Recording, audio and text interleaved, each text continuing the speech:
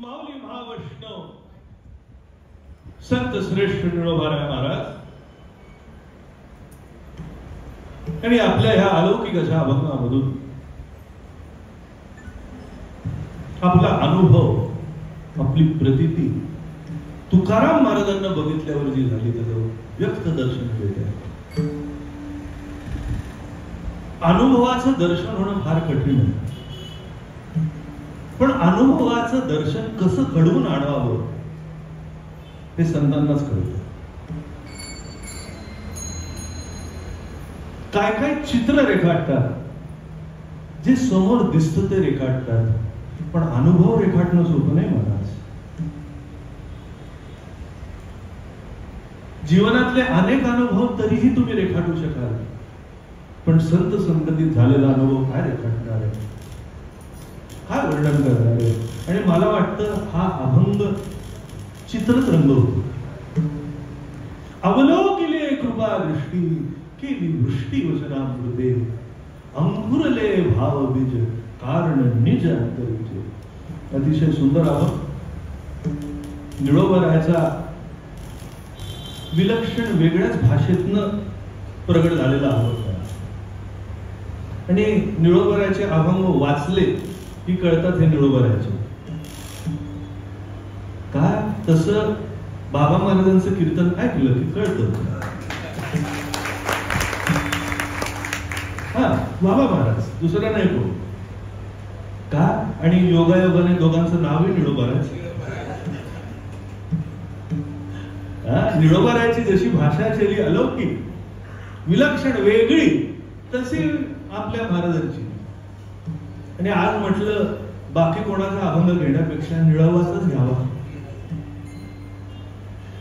ज्या निळोबारायची भेट झाल्यावर निळा भेटतो,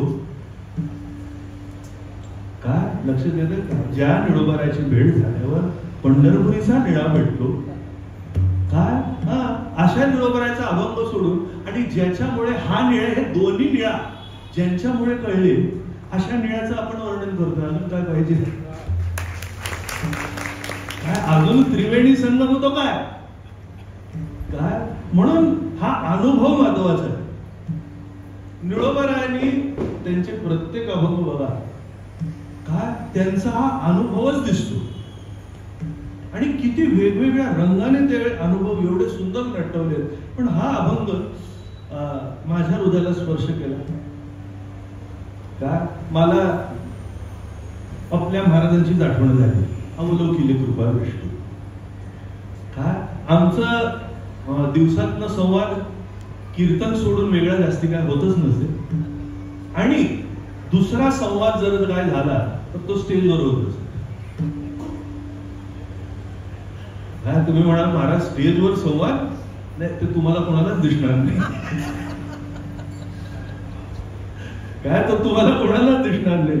काय पण त्यांची एक नजर पडली काय की आम्हाला कळायचं काय पुढे गायलं पाहिजे, अजून किती बोलावं. काय त्यांचा आठव झाला की आम्हाला कळावं काय बोललं पाहिजे, अजून काय बोललं पाहिजे. अवलोकिले कृपा दृष्टी. म्हणून जीवनामध्ये बाकी महत्वाचं नाही. आणि बाकीचं जाऊ द्या, साध्या जीवनामध्ये अनुभव महत्वाचे. साधी नोकरी जर पाहिजे असेल, काय तू आता अनुभवात थोडा घालू नकोस.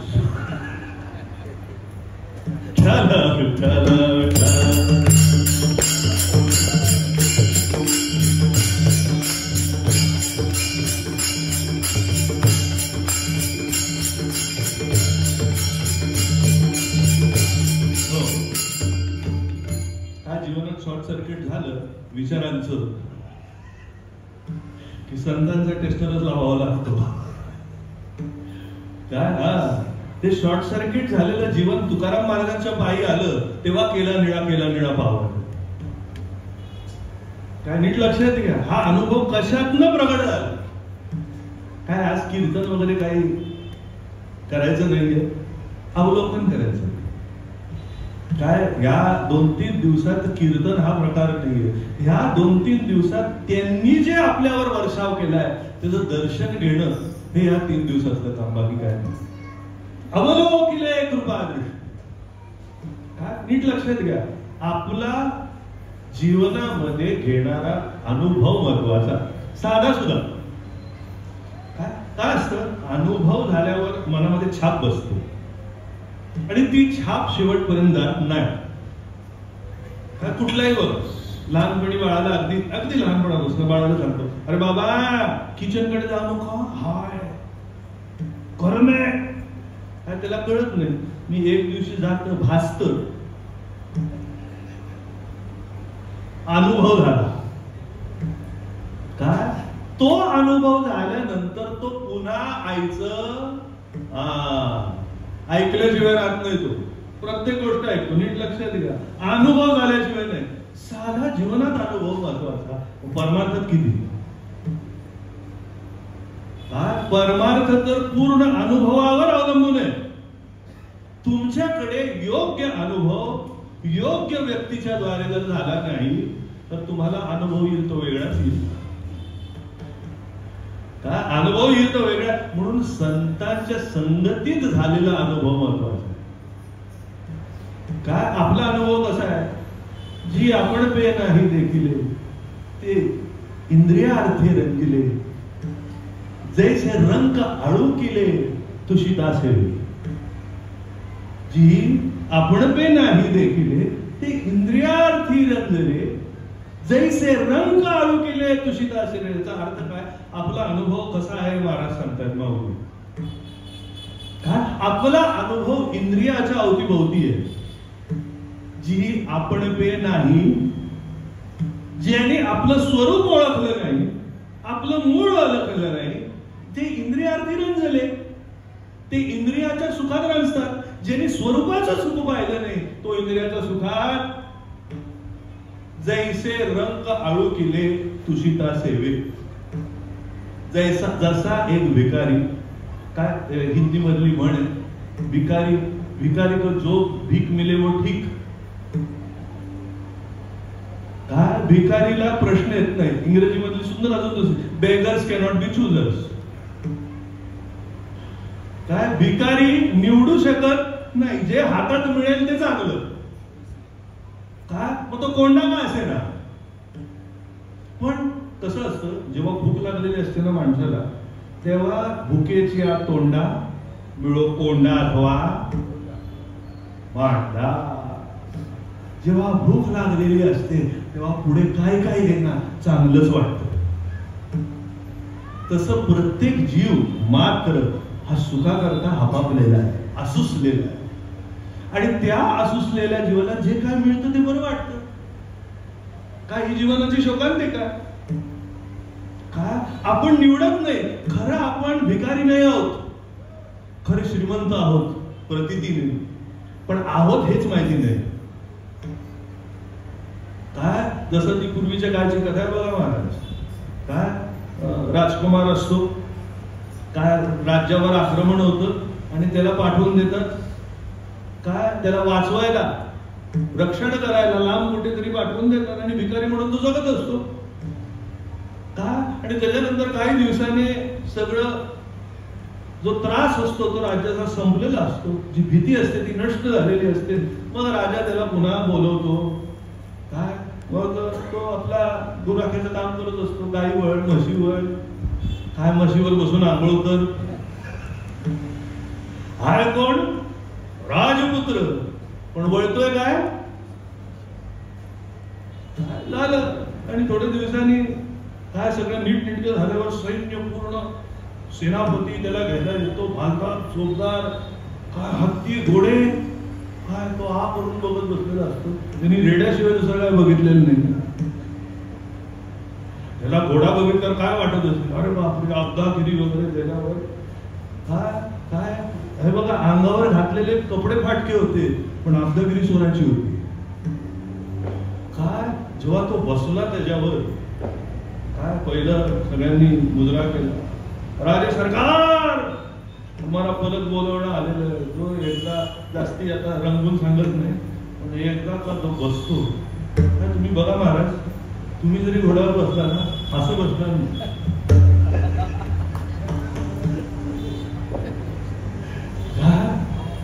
असंच बसणार. आपल्याला गाडावर बसायची सवय झाली. आपल्याला गाडवावर आणि गाडवावर बसल्यावर असंच वाटलं, विषय रूपी गाडवावर बसला तर असंच होणार. पण प्रेम प्रतिती रूपी घोड्यावर जेव्हा बसाल, राजासारखेच बसणार. अहो राजेच आहात, फक्त कळलं नाही भानगड,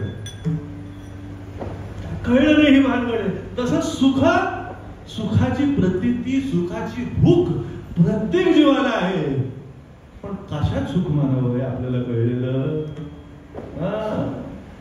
मग कोंडा खाल्ला की तो सुद्धा गोड वाटतो महाराज, कारण दुसरं काही खाल्लेलंच नाही. पण आता उलटा विचार करा, आता तुमचा अनुभव, तुम्ही बघा घरी गेल्यावर पहिली साखरेची 1 चमचा तोंडात टाका आणि मग जिलेबी टाका.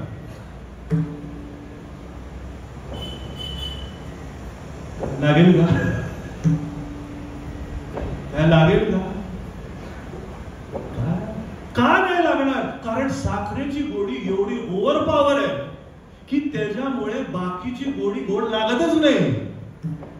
विषय सुखाची या गोडिया विटो जे का सगळं, आत्मसुखाची या गोडिया विटो जे का सगळं विषया.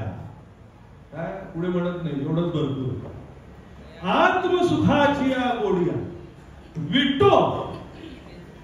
एकदा आत्मसुखाची चव जिभेला लागली, मग दुसरी गोडी गोड लागतच नाही. म्हणून निळोबरा आधी संतांना या अनुभवाशिवाय दुसरं काय गोड लागतच नव्हतं. विठ्ठल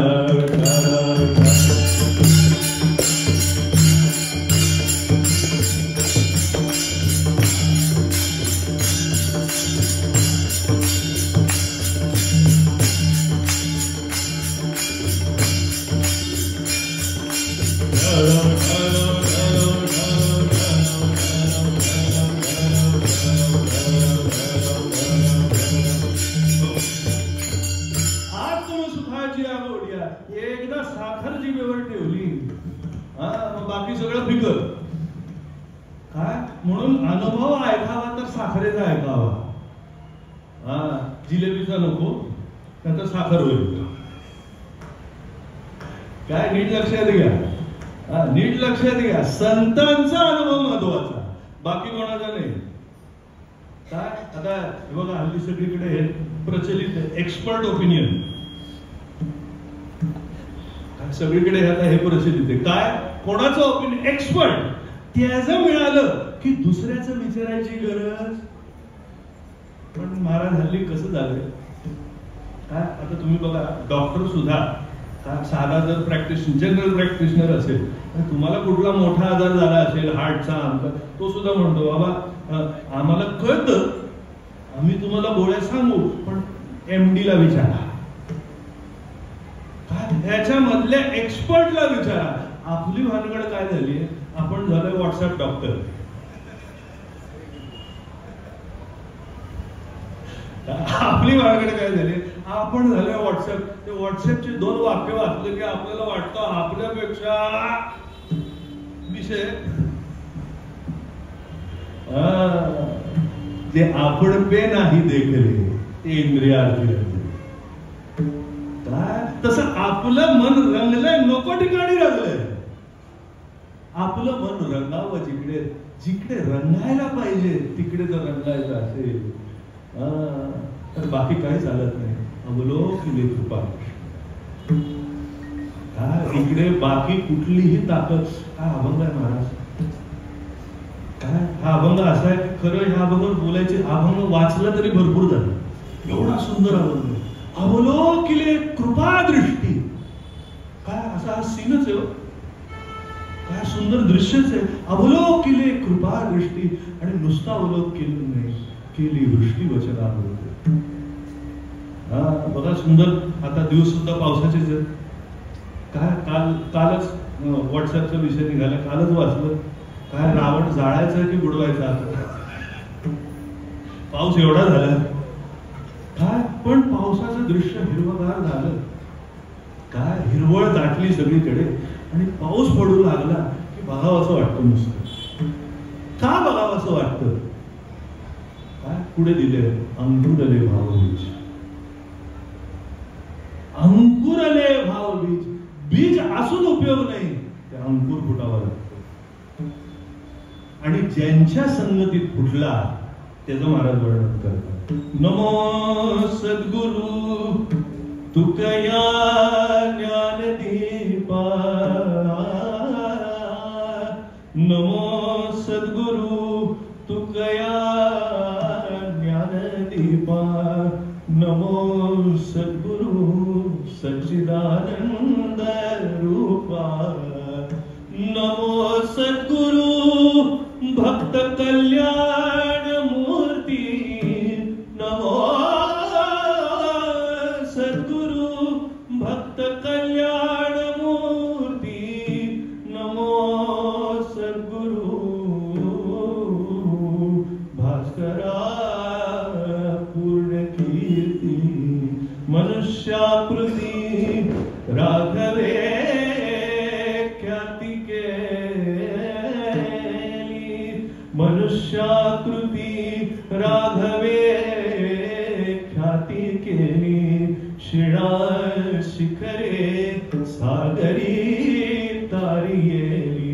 महाराज हा जन्मला मृत्युलोकी. महाराज हा जन्मला मृत्युलोकी. दुजी उपमा नाडळे इहलोकी. विठ्ठल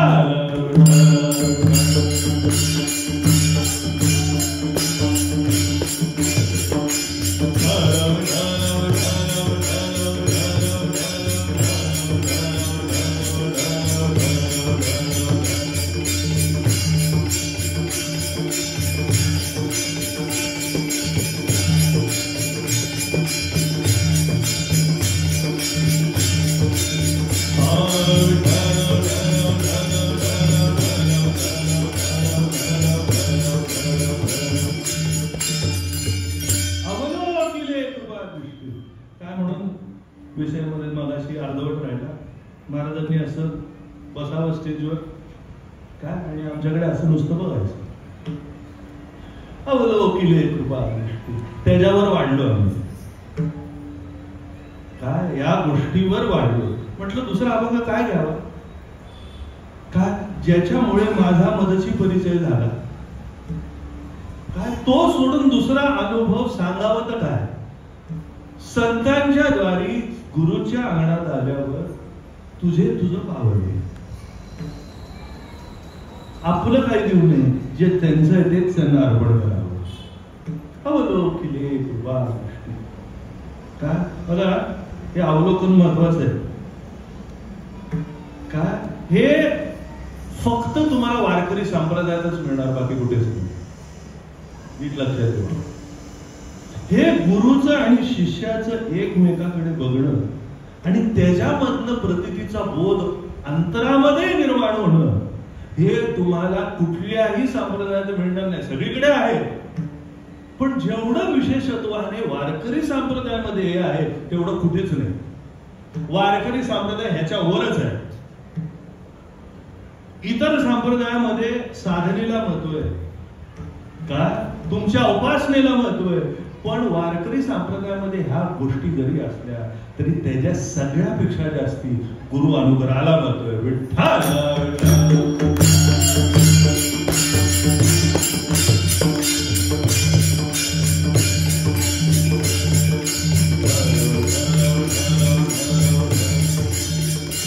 गुरुच्या मुखे होईल ब्रह्मज्ञान, नकळे प्रेम खूण विठोबाची. लक्षात आलं का? गुरुची मुखे त्याच्याशिवाय होणार नाही. का माऊली सुद्धा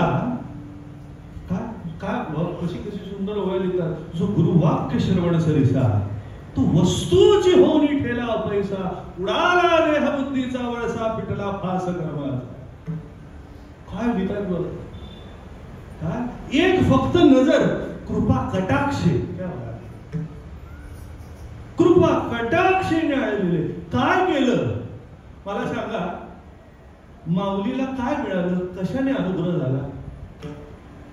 मज हृदयी सद्गुरु जेणे तारलो हा कसा झाला. काय सकाळची वेळ होती, त्र्यंबकेश्वरला महाराज हरवले होते. काय हरवले होते आणि हरवून सगळं आशा सोडली होती की आता परत येतील की नाही माहिती. काय आमचे महाराज हे रंगवायचे, पहाटेची वेळ होती काय, आणि पहाटेच्या वेळेस माऊली असे दारात बसले होते अंगणात, आणि समोर सूर्य उगवत होता, आणि सूर्य उगवता मावळवीत विश्वाभासू नवल उदयला चैतन्य. काय असा सुंदर सूर्योदय झाला, आणि त्या सूर्योदया बरोबर सद्गुरु माऊलीचा उदय झाला. काय नीट लक्षात घ्या, त्यांनी एकमेकाला नजरेला नजर झाली, अनुग्रह झाला. नजरेला नजर झाली, डोळ्याला डोळे भेटले, आणि कळलं ज्याच्या करता ज्याची मी वाट बघत होतो तो माझ्यासमोर आला.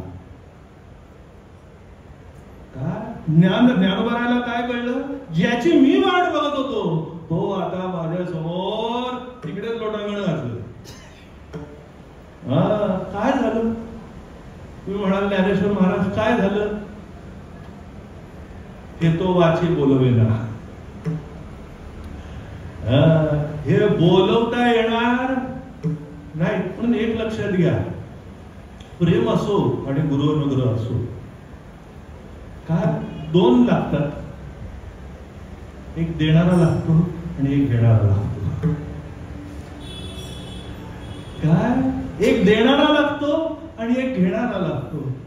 जो देणारा आहे त्याचं देणं कधी थांबलं नाही पाहिजे, आणि जो घेणारा आहे तो सतत रिकामा राहायला पाहिजे. लक्षात येते का काय सांगतो. काय नळ समोर जर असेल तर दुसरा नळ समोरून उपयोग नाही, बादलीच पाहिजे. सोप्या भाषेत सांगतोय, तुम्हाला कळेल असं सांगतो. काय पाणी जर प्यायचं असेल, काय दोन नळ समोरून उपयोग नाही, काय बादलीच पाहिजे. अजून सांगू का, नदी पात्र असेल, पाणी प्यायचं असेल तर ओंजळच झाली पाहिजे. काय ती ओंजळ झाल्याशिवाय, वाकल्याशिवाय, ओंजळ झाल्याशिवाय इकडे असं चालत नाही. बरोबर आहे की नाही. देवासमोर असं चालतं, देवासमोर असं चालतं, पण सद्गुरूकडे गेल्यावर असं चालत नाही. म्हणून दर्शन घेताना सुद्धा काय कसे घेतात दर्शन, काय काय डोक्यावर ठेवतात, तो एक भाग वेगळा, पायावर डोकं ठेवणं भाग वेगळा. पण काय काय लोक आवडीने काय करतात, आपल्या गुरुची चरण अंगठे जरी का असे ना अशी हातात घेतात. तो अंगठा हातात घेत नाही, त्या प्रतीती अशी आहे की गुरुचा प्रसाद मला मिळावा, गुरुचं चलन माझ्या जीवनात उतरावं, गुरुची अनुभूती माझ्या जीवनात उतरावी, ते सुख माझं उतरावं. काय म्हणून गुरुकडे येताना भरून येऊ नका, भरण्या करता येणार. काय अजून एक सुंदर, भरली दृष्टी जवळ डोळाल्या हाणी, मला सांगा, भरली दृष्टी जवळ, भरलेल्या दृष्टीने येऊ नका, भरवटलेल्या दृष्टीने येऊ नका. भरली दृष्टी जवळ, डोळे भरून या पाहिलं तुझे, काय डोळे भरून या पाहिलं. आपण काय करतो, आपल्या डोळ्यामध्ये अनेक विचार, अनेक अनुभूती रंगलेल्या आहेत, आणि त्या भरलेल्या डोळ्यांनी बघतो. अरे भरलेल्या डोळ्यांनी बघू नको, डोळे भरण्याकरता बघ. तसं गुरुकडे, सद्गुरुकडे कसं यावं, भरण्याकरता यावं. काय घेतय, काय मिळतंय. आमचे महाराज आम्हाला घेऊन बसायचे. काय मी अनुभूती सांगतो, मला कधी ते कोणं सुटलेलं नाही. आता ते सुटलं, पण आधी कधी सुटायचं नाही. काय बसायचे, आणि लहानपणी लहान होतो, मग तेव्हा कीर्तन हळूहळू शिकवायचं की बोलायचं कसं. आम्हाला समोर घेऊन बसावं, कुठला अभंग आहे, हा बरं, मग त्यांनीच निवडायचं. तर मग त्यांनीच सांगायचं, हा आता बोल बरं या अभंगावर काहीतरी. आता नुसता लहानपणीचा नाही, अगदी आता ते होते तोपर्यंत 37-38 वर्षाचा होतो. ते 38 वर्षापर्यंत कधीच असं झालेलं नाही की ते बोल म्हटले मला बोलता आलं. काय मला कधीच सुचायचं नाही की म्हटलं हे भानगड काय, इकडे बोलता येतंय आणि त्यांनी बोलल्यावर बोलता काय येत नाही, ते बोल म्हणतात मला काय बोलता येत नाही. म्हणाले आत्ताच सुटलं ते बोल, हाय ते बरोबर आहे, कारण तिकडे गेल्यावर रिकामच झालं पाहिजे आणि रिकाम झाल्यावर ते भरणार. तुमचा आतमध्ये जर भरपूर भरलेला असेल तर ते बोलले ह्याला माझीची काय गरज आहे, काय ह्याला माझी काय गरज आहे. सद्गुरू कृपा कधी करतील, जेव्हा त्यांना वाटतं अरे ह्याचं माझ्याशिवाय काय होणार. झाली कृपा, काय झाली कृपा. म्हणून हे नीट लक्षात घ्या, संसारामध्ये तुम्ही तुमची ताकद दाखवा, प्रश्न येत नाही. ताकद दाखवण्याकरताच संसार आहे. जर टिकून राहायचं असेल तर ताकद दाखवलीच पाहिजे, पण परमार्थामध्ये ताकद दाखवायची नसते. मी कोणच नाही ही प्रतितीने सद्गुरूकडे जायचं, मग सद्गुरू ताकद देतात. आपला जनरेटर किती जरी पॉवरफुल असला तरी डिझेल संपलं करता काय करता काय, आणि डिझेलचे भाव वाढतच चालले. किती भरणार तुमचं डिझेल तुम्ही, कधी ना कधी तरी संपणार आहे. तुमच्या डिझेलवर अवलंबून राहू नका, मूळ ट्रान्सफॉर्मरची लिंक जोडा. आपण आपल्या अहंकाराचे डिझेल भरतो आणि आपल्याला वाटतं हे चिरकाळ टिकणार, कधीच टिकणार नाही. नीट लक्षात घ्या, टिकायचं असेल तर असं बघा जे कधीच थांबत नाही. काय म्हणून एक सांगतो, हे दोघं जण गरजेचे आहेत. गुरु जरी असला तरी घेणारा पाहिजेच. म्हणून देवाला सुद्धा गीता जोपर्यंत अर्जुन आला नाही तोपर्यंत सुचली का. बघा तुम्ही बारकाव्याने बघा, का आता धर्मराज होता, नावातच आहे धर्म, धर्मराजाला धर्म सांगावा ना. पण धर्मराज असून धर्म सांगितलं नाही, पण अर्जुनाला सांगितलं. का, कारण धर्मराज आधीच धर्माने भरून होता, पण भरलेला असून सुद्धा शेवटी फासात अडकला. गंमत लक्षात घ्या, किती बारकावा सुंदर आहे महाभारतातला. धर्मराज असून सुद्धा काय अडकला की नाही शकुनी मामाच्या भाषा. तसा तुमचा धर्म तुम्हाला वाटेल माझ्यासारखं कोणालाच कळत नाही, पण कोण कधी फासा फेकेल. म्हणून धर्मराज होऊ नका. अर्जुनाची आहे पांती, जे अर्जुनाची आहे पांती परिसरी योग्य होती, ती कृपा करोली संती अवधान द्याय. म्हणून कोणाच्या पंक्तीला जाऊन बसा, अर्जुनाची आहे पांती. काय म्हणून आपण अर्जुनच झालं पाहिजे, जो आर्जव करतो देवाची. देवा घेई उचलोनी, घेई उचलोनी पुसी तान पुसी माझे मुख पितांबरे. बाबा माझ्याकडे लक्ष दे, माझ्याकडे बघ, मला काय कळत नाही, मग लक्ष देतो. तसं सद्गुरू. आणि तिकडे सुद्धा बघा, देव म्हणून उपदेश केला नाही. जिकडे पात्र रिकामा दिसलं तिकडे देवपणा बाजूला सारला आणि सद्गुरू म्हणून उभे राहिले. विठ्ठल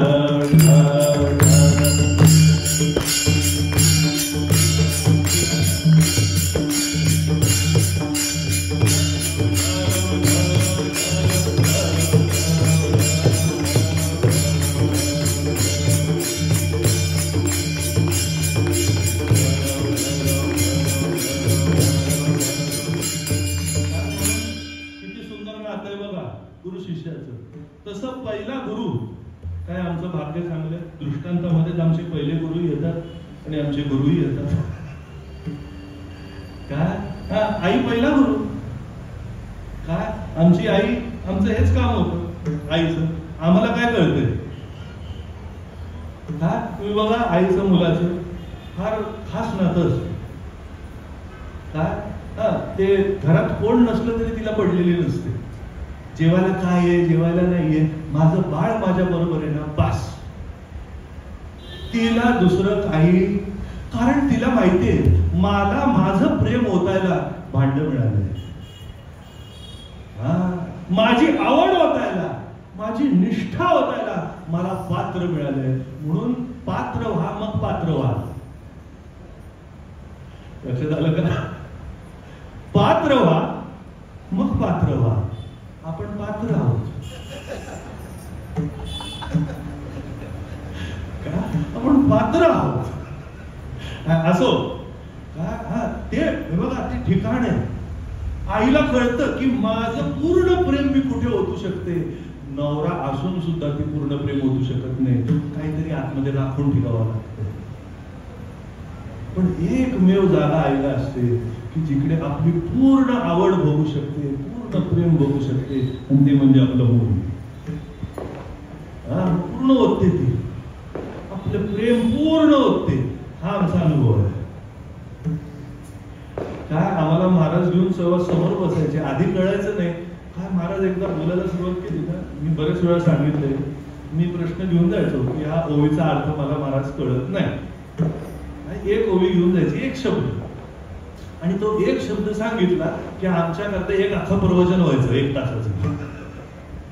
आम्ही जायचो अर्थ विचारायला आणि आम्हाला मिळायचं, आम्हाला कळायचं नाही. बघ पुढची गंमत अशी, आमची उलाढाल काय व्हायची, ते सांगायचं एवढे की काय सांगितलं हे शेवटी लक्षात नाही राहायचं, कारण एवढं सांगितलेलं असायचं. पण म्हणजे शेवटी एवनच्या येरे माझ्या मागल्या. आधी प्रश्न विचारायला आलो, आता उत्तर एवढं मोठं मिळालं की उत्तरच लक्षात नाही.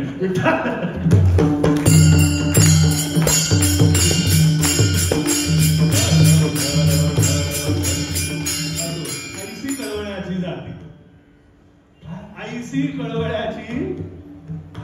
ते एवढं सांगायचे, एवढं सांगायचे. मी म्हणायचो आता ह्याच्यात तर लक्षात ठेवू तरी किती. तसं बाळाचं असतं आणि आईचं असतं. काय ती बाळाला घेते, कोण बोलायला नसलं, कोण मैत्रीण, एरवी मैत्रीण लागते, जीवाची भावाची, कोण शेजारची काकू लागते, कोणीतरी बोलायला. एकदा बाळ आलं मग त्याच्याशीच बोलत सुटते. माझ्या राजा, माझ्या सोन्या, माझ्या सपेटीची रमण. मला जो त्रास झाला ना तुला देणार नाही बघ मी. मी जे दिवस काढलेत ना सगळं बोलत बसते. त्याला काय कळते, ते करत.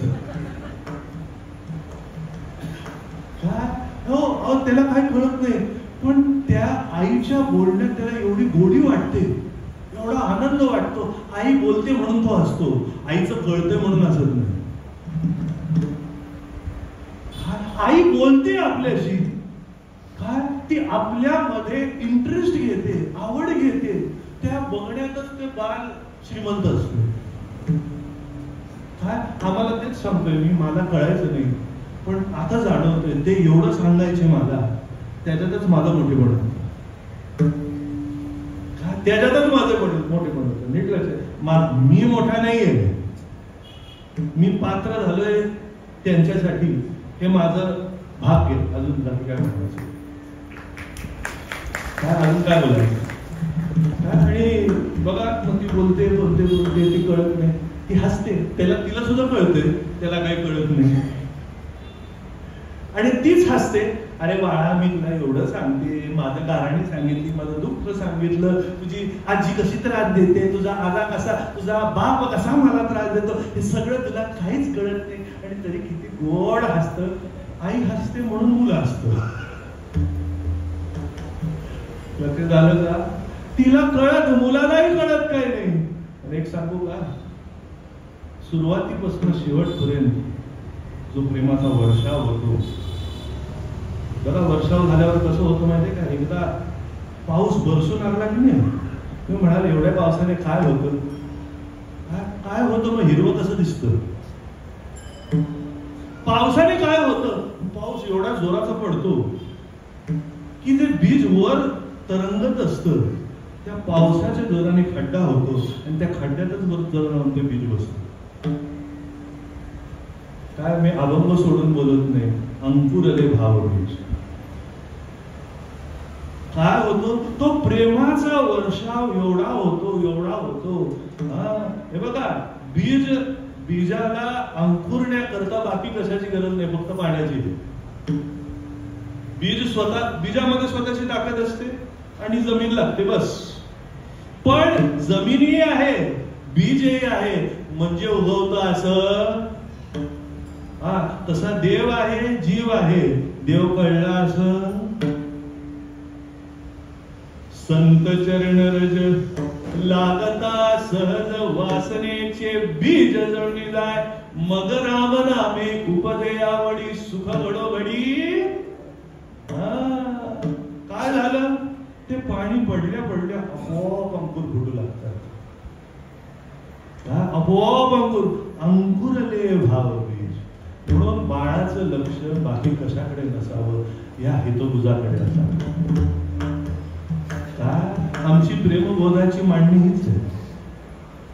आमच्या करता संत वाङ्मय नाहीये, संत विचार नाहीये, ज्ञानाचं दालन नाहीये. आमच्या करता आमचं हेतुबुज आहे. आमच्या करता हे आमचं हेतुबुज आहे. हे माऊली आमच्याशी बोलतायत. ऐसी कळवळाची जाती,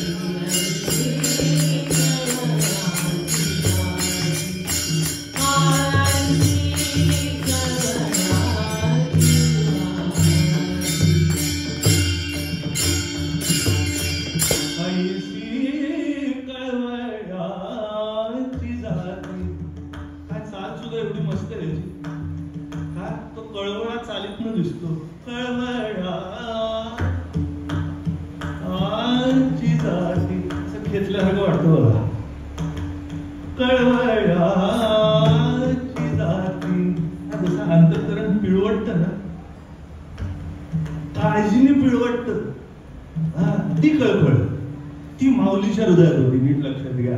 म्हणून माऊलीचं ऐकावंसं वाटतं. शुष्क बोल कोणाला ऐकावंसे वाटत नाही.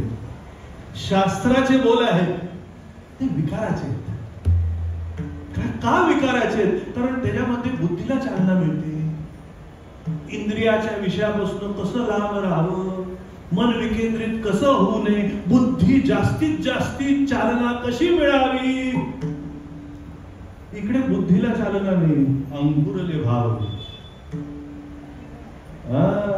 अंकुरले भाव बीज. हृदयाला हात घातला, प्रेमाला हात घातला आणि त्या प्रेमाने अंकुर फुटला. नीट लक्षात घ्या.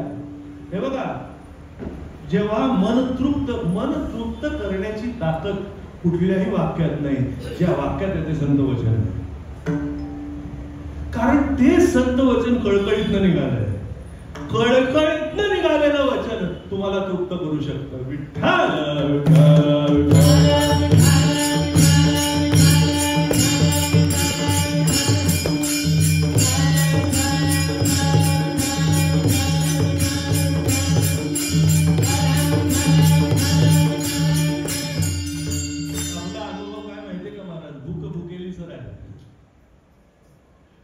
आपला अनुभव काय?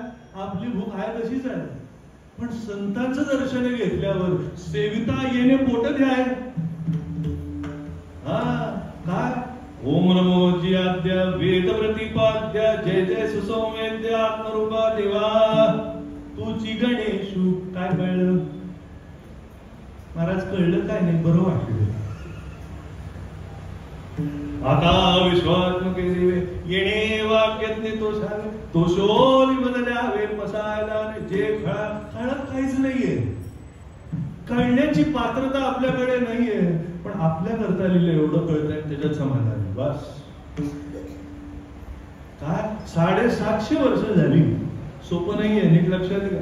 नेहमी सांगतो आम्ही 750 वर्ष झाली. आपली आई काय बोलली आपल्याला लक्षात नाही, आपला बाप आपल्याला काय बोलला, हा एफडी किती ठेवली तेवढं लक्षात आहे काय, पण आई बाप काय सांगून गेले हे लक्षात राहत, सोयीस्कर सुद्धा कधी कधी लक्षात राहत नाही काय. पण 750 वर्ष झाली, अजूनही कितीतरी व्यक्ती फक्त माऊलींच्या शब्दावर जगतायत. काय म्हणावं, कशामुळे जगतात, ते प्रेम जाणवतं म्हणून जगतात काय. अजून पुढचं सांगू का, काय काय माणसांना आई प्रेमाने काय बोलली ही लक्षात राहत नाही, पण आईची शिवी लक्षात राहते. पण त्या शिवीमधनं सुद्धा प्रेम जिवंत राहतं आईचं, बाकी काय नाही काय. आईच्या शिवीतनं प्रेम जिवंत राहिलं आणि माऊलीच्या ओवीतनं जिवंत राहिलं. आपल्या करता दुसरं काही नाही, नीट लक्षात घ्या. म्हणून आपलं जीवन, इकडे बसलेले सगळे नीट लक्षात घ्या काय. नुसतं इकडे येऊन समोर बसणं उपयोगाचं नाही. आईशी बघा, महाराज सांगायचे बघा, दिवसातनं आईशी एकदा बोललं पाहिजे, बरोबर आहे की नाही काय. एकदा तरी आईशी दिवसातनं बोललं, बरोबर आहे की नाही. मग माऊलीशी दिवसातनं एकदा बोललं पाहिजे, म्हणून 5 ओव्या वाचा काय. तुकोबारायशी एकदा तरी दिवसातनं बोललं पाहिजे, 5 अभंग वाचा. पांडुरंगाशी दिवसातनं एकदा बोललं पाहिजे, रामकृष्ण हरी म्हणा. नीट लक्षात घ्या, हा नित्य नियम म्हणून नुसता बनू नये, कुठेतरी संवाद साधावा, हा परमार्थ आहे. तुम्ही म्हणाल नित्य नियम करणं, नित्य नियम म्हणून करू नका. माझ्या आईशी बोलायचंय, माझ्या बाबाशी बोलायचंय, माझ्या पांडुरंगाशी बोलायचंय, माझ्या माऊलीशी बोलायचंय. हा नित्य नेम जर तुमच्या जीवनात असेल तर नेम बरोबर नसेल, नाहीतर नेम चुकेल. विठ्ठल विठ्ठल.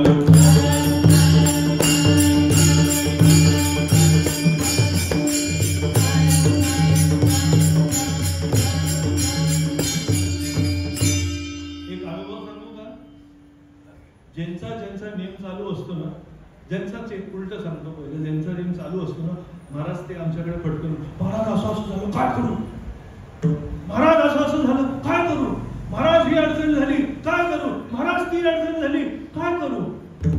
ज्यांच्याकडे नेम चालू नसताना ते आम्हाला प्रश्न विचारायला येतात, काय करू काय करू काय करू.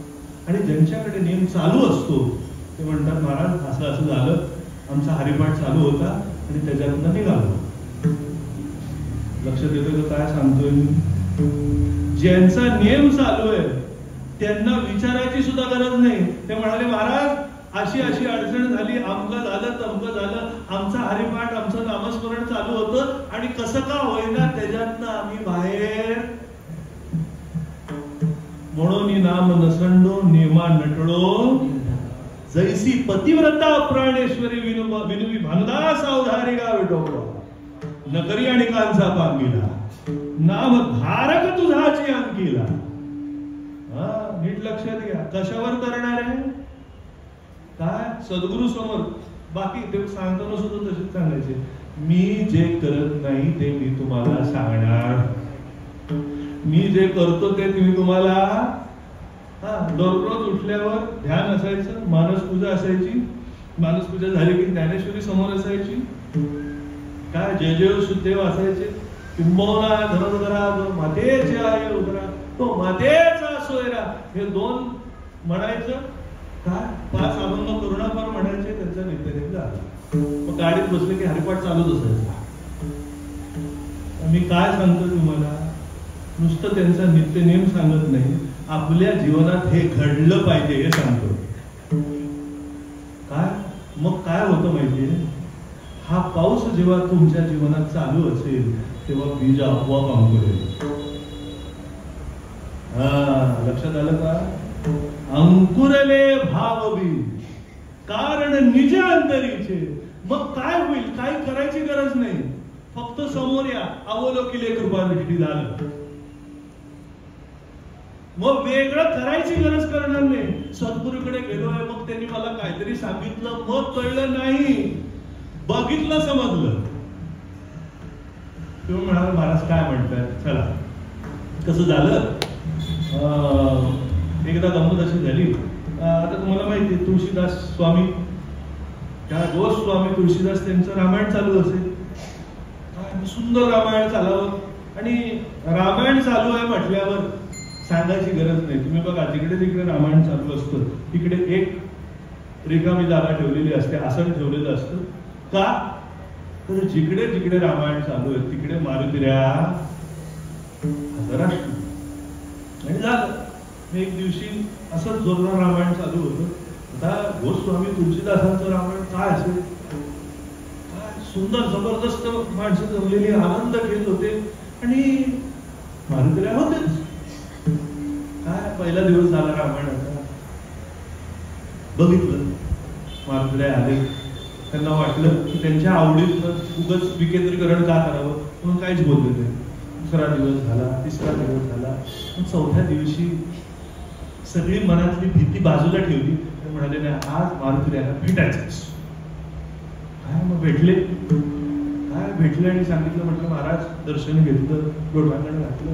अरे तुळशीदासा, असा सगळ्यांच्या समोर दर्शन नको घेऊ. नाही म्हणाले, आज मला तुम्हाला भेटल्याशिवाय बरं वाटणार, बरं वाटणार नाही. ते म्हणाले बरं बाबा उठ, गडबड करू नको. काय पाहिजे, काय पाहिजे, काय बाबा तुमच्याकडनं काय पाहिजे. ज्याच्या करता मी एवढं लिहिलं त्याचं दर्शन व्हावं बस. काय ज्याचं नाव घेऊन एवढं मी लिहितोय, ज्याच्या नावावर माझ्या नावात सुद्धा तोच आहे. काय मग अजून काय पाहिजे, काय मला त्याचं दर्शन घडून दे बस, मला दुसरं काय. एवढंच एवढंच. उद्या बोलतोय ना, उद्या ठीक आहे, उद्या दर्शन. हे गेले, मारुतीऱ्या गेले. गोस्वामी तुळशीदास आपल्या आनंदात निवांत झोपले. काय परत झोपले, परत रामराय समोर आले, परत उठले. काय काय उद्या रामरायचं दर्शन, मनामध्ये उकळ्या फुटत होत्या. काय काय आणि झालं, रात्रभर काही झोप लागली नाही. काय राम स्मरणातच होते. हे बघा, नको त्याचं रूप आठवल्यावर आपल्याला बरं वाटतं, बरोबर आहे की नाही. आपला आवड काय म्हणून, बरोबर आहे की नाही. आपलं मन त्याच्यात रमतं. मला सांगा, जो स्वतः रमण स्वरूप आहे, जो स्वतः रमण स्वरूप आहे, त्याचं दर्शन किती रम्य असलं पाहिजे. आता साधा आवडता व्यक्ती बघितला की त्याचं ध्यान डोळ्यासमोर जात नाही. रमण स्वरूपाचं ध्यान डोळ्यासमोर कसं जाणार. रमण स्वरूपाचं ध्यान डोळ्यासमोर कसं जाणार. झालं काय, दुसरा दिवस उगवला, कधी भेटणार, कधी भेटणार. काही हे भेटेल, काही तो स्वामी भेटेल, युगाहुनी वडील निमिषवाणी. रामायण चालू होतं पण रामायणाकडे लक्षच नव्हतं. राम कधी दिसतोय, पूर्ण रामायणाचा तो विषय होता तो सांगून झाला. श्रीराम शेवटचं भजन सुरू झालं. श्रीराम जय राम जय जय राम.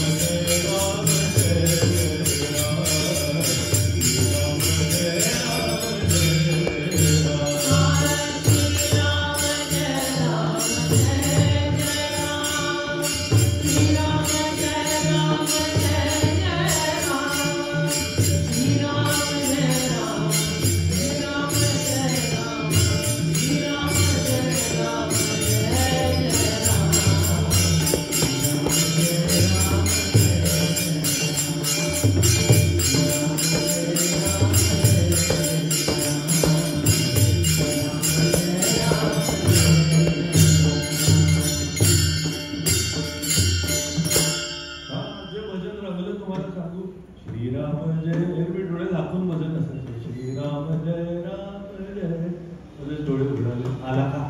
श्रीराम श्रीराम जय राम श्रीराम जय राम श्रीराम जय राम.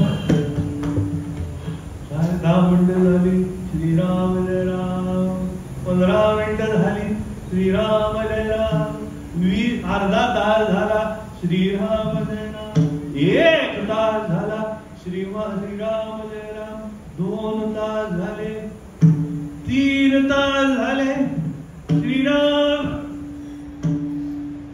शेवटी 3-4 तास झाल्यानंतर कसं भजन ते भजन का लांबत होतं म्हणजे रामच दिसत नव्हतं.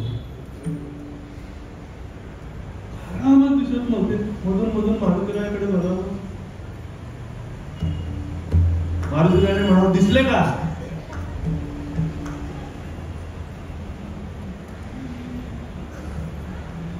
झालं प्रवचन वगैरे झालं, दोघं भेटले मागे स्टेजच्या जाऊन.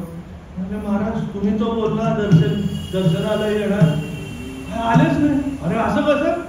का लक्ष्मी जाऊन भेटलो, त्यांना सांगितलं, रामराय बोलले सुद्धा. जेव्हा आरती होईल आणि जेव्हा भजन होईल तेव्हा मी त्याच्या समोर असा निघून जाईल. दिसले नाही? काय दिसले? हा बघतो मी का. मला वाटतं काहीतरी कामाला असेल, आज रामराय बिझी असतील, पण उद्या नक्की. झालं. परत सांगितलं रामरायला जाऊन, रामराय तुम्ही काय केलं? आमची इज्जत घालवली, आमची इज्जत घालवली. आम्ही बोलतोय की तुम्ही येणार म्हणजे येणार नाही, आलाच नाही. अरे असं कसं? मी आलो होतो. बरोबर, हरकत नाही. रामराय म्हणाले, ठीक आहे हरकत नाही, तुमच्या करता मारतो काय, उद्या पण परत. झालं. दुसऱ्या दिवशीच कथा सुरू झाली, परत भजन सुरू झालं. श्रीराम जय राम जय राम. परत 2 तास झाले, 3 तास झाले, भजन थांबे ना. शेवटी मारुतीराया जे चिडून डायरेक्ट रामरायाकडे गेले. रामराय कळतं की नाही? कळतं की नाही? अहो ते गोस्वामी तुलसीदास एवढं तुमचं रामायण जगभर बसवतात, तुमचं नाव जगभर बसवतात, आणि तुम्ही असं करता, भेट देत नाही. काय कळतं की नाही? अरे मारुतीराया, मी येऊन गेलो, तुझा शब्द मी कसा पाळणार नाही? तुझा शब्द मी कसा पाळणार नाही? बर, आता मारुतीराया एक सांगा, तुम्ही काय केलं? मी काहीच नाही केलं. मी काहीच नाही केलं. मला सांगा. हे बघा, यायचं माझं काम आहे मारुतीराया. हे महत्वाचं आहे, नीट लक्षात घ्या. माझं काम यायचंय, दाखवायचं काम तुमचं. लक्षात येते का? मारुतीराया तुम्ही काहीतरी गडबड केली. म्हणजे रामराया मी काय केलं? नाही, काहीच केलं नाही, हीच गडबड केली. आता उद्या असं करा, काय रामायण सुरू होण्याच्या पूर्वी बाकी काय करू नका, हात ठेविला मस्तकी. हात ठेविला, बाकी काय करू नका, फक्त तुलसीदासांच्या डोक्यावर हात ठेवा बस. आणि दुसऱ्या दिवशी गेले, हात ठेवला. काय 15 मिनिटात भजन संपलं. काय सांगतोय? अहो भजन करायची सुद्धा गरज नव्हती. ज्या क्षणी डोक्यावर हात ठेवला, जिकडे पाहे तिकडे चतुर्भुज गौरी. स्वस्वरूपी रमणा राम, ऐसा लोका आत्माराम, तो निवारी सगळं काम करी भ्रम निज आत्मा. हात ठेवल्या बरोबर जिकडे पाहे तिकडे घुंगट कापट खोल तुझे राम मिलेला. काय घुंगट कापट खोल? सद्गुरूंनी डोक्यावर हात ठेवल्याशिवाय तो पट उघडत नाही. काय म्हणून आपलं भाग्य आहे, काय तुमचं आमचं सगळ्यांचं भाग्य आहे, तो पट उघडणारे आपल्या जीवनात आहेत. काय तो पट उघडणारे तुमच्या आमच्या जीवनात आहेत. हा आनंद, हे बघा कीर्तनामध्ये बसून आनंद मिळतो हे आपल्या मधल्या कोणालाच माहिती नव्हतं. तो आनंद दिसला तो सद्गुरूच्या कीर्तनातच दिसला. आणि पुढे जाऊन सांगू का, आनंद दिसला म्हणजे सच्चिदानंद दिसला. आनंदाचा कंद हरी हा, आनंदाचा कंद परमात्मा आहे. आणि जिकडे आनंद आहे तिकडे आमचा मायबाप आहेच. आणि आनंद कुठे आहे? सुखया संत सर्वांगी नित्य दुणावे तुझी नावे, दहन होती सकळ करून सर्व काळ प्रेमे.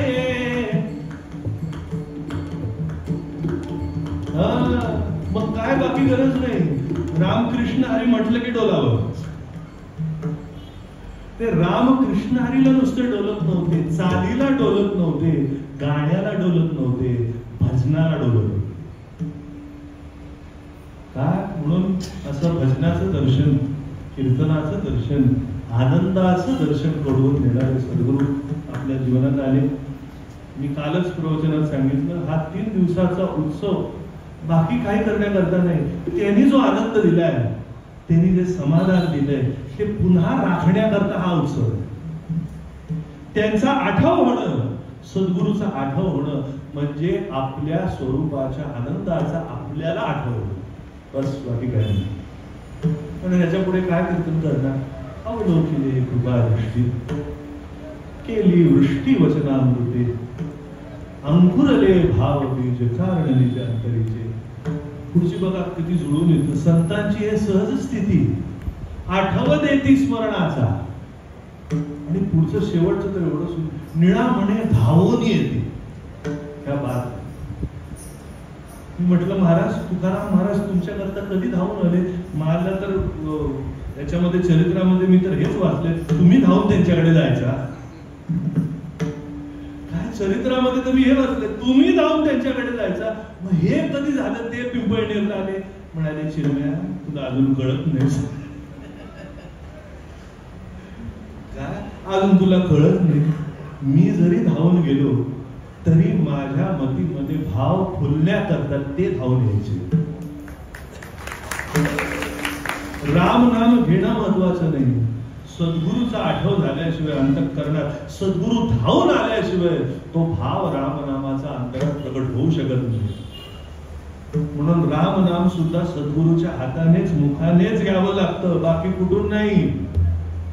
काय म्हणून हा अनुग्रह ज्यांच्या ज्यांच्या जीवनात झाला ते तुम्ही आम्ही सगळे इकडे एकत्र आहोत. हा आठव, त्यांचा आठव, त्यांचा आनंद, त्यांचं प्रेम आपल्या जीवनात पुन्हा पुन्हा नाविन्याने यावं, पुन्हा पुन्हा प्रगट व्हावं, हीच त्यांच्या चरणी प्रार्थना करतो आणि कीर्तन अर्पण करतो. ज्ञानेश्वर